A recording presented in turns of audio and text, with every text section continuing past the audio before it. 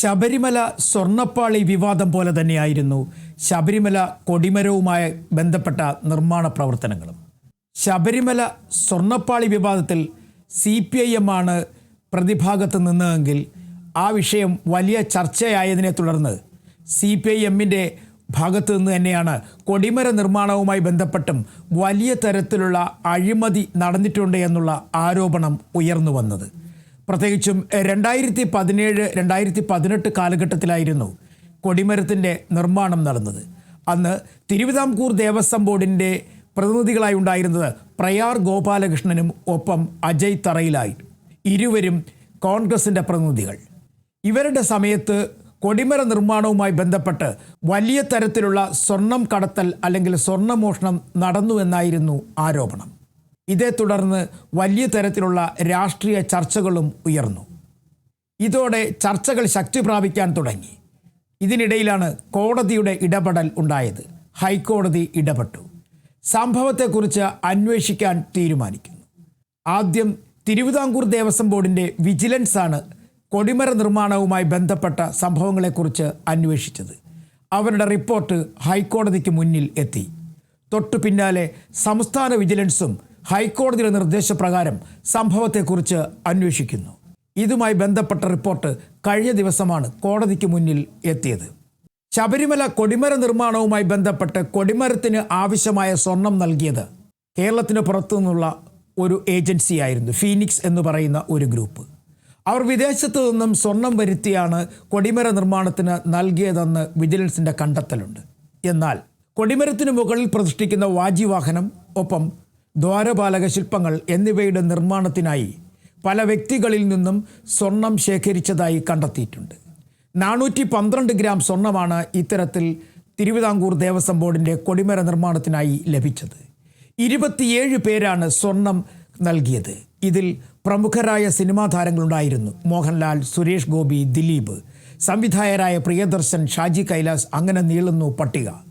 ഈ 27 പേരിൽ 23 പേരെയും വിജിലൻസ് നേരിൽ കണ്ട് മൊഴി രേഖപ്പെടുത്തി. മൊഴി രേഖപ്പെടുത്തിയതിന് തൊട്ടു പിന്നാലെ 4 പേരെ കണ്ടെത്താൻ കഴിഞ്ഞില്ല. അവർ മേൽവിലാസം നൽകാതെ സ്വർണം നൽകിയവരായിരുന്നു. ഇതിൻ്റെ കൃത്യമായ കണക്ക് ഹൈക്കോടതി നിയോഗിച്ചിരുന്ന കമ്മീഷൻ്റെ കൈവശമുണ്ടായിരുന്നു. ആ കണക്കുകളും രസീതുമെല്ലാം ഒത്തുനോക്കലിൻ്റെ അവസാനം ഇപ്പോൾ ഈ കേസ് തന്നെ വേണ്ടെന്ന് വെച്ചിരിക്കുകയാണ് ഹൈക്കോടതി. ഇതോടെ ഒരു വലിയ വിവാദം കെട്ടടങ്ങി. പക്ഷേ തല ഊരിയതും രക്ഷപ്പെട്ടതും കോൺഗ്രസ്സാണ്. പ്രത്യേകിച്ചും ഈ തിരഞ്ഞെടുപ്പ് സമയത്ത് കോൺഗ്രസിനെ വലിയ തരത്തിൽ പ്രതിക്കൂട്ടിൽ നിർത്തിയ ഒരു സംഭവമായിരുന്നു ശബരിമലയിലെ സ്വർണ്ണക്കൊടിമര നിർമ്മാണവും അതിനെ ചുറ്റിപ്പറ്റിയുള്ള ആക്ഷേപങ്ങളും. ഈ ആക്ഷേപങ്ങൾ ഇപ്പോൾ ശരിയല്ലാത്ത തരത്തിലേക്ക് പറഞ്ഞു വയ്ക്കുകയാണ് കോടതി വിധിയിലൂടെ. എന്തായാലും സ്വർണ്ണപ്പാളി വിവാദവുമായി ബന്ധപ്പെട്ട് അറസ്റ്റിലായവരിൽ അധികം പേരും CPIMുമായി ബന്ധമുള്ളവരാണ്.